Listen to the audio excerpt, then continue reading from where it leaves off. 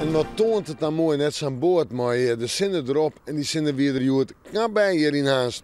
En van de morgen betiet wie het bij mij 0 graden en hier we mist en dichte mist. En die mistmeesken, daar binnen we nog net van nou. Joen en vannacht mist of dichte mist, soms een zicht minder dan 150 meter, dus denk erom. De temperaturen zak je naar 1 of 2 graden en dat betekent ik nog eens een keer kans op wat gladens en vroegstående groen. Ja, misschien manier wel wat beriepte velden.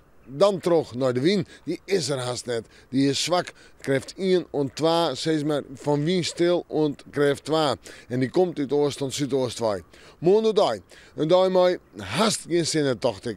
Nee, bewolking, maar eerst mist en dichte mist. Dan even oorgeend in bewolking en dan waar en dan werd de mist erin, vooral letter op de dag. En dat betekent dus wel wat een grieze dag, een donkere dag. Maar ik zei het al, de zinnen misschien sporadisch even. De temperaturen daar terug, ik kom bij de 4 graden heen. Op Eiland zijn zo'n graden een zuidoostenwind en die is zwak. Op zijn hoogst matig krijgt 2 en 3. En dan zetten we terug naar het waarbeeld van de dagen erna.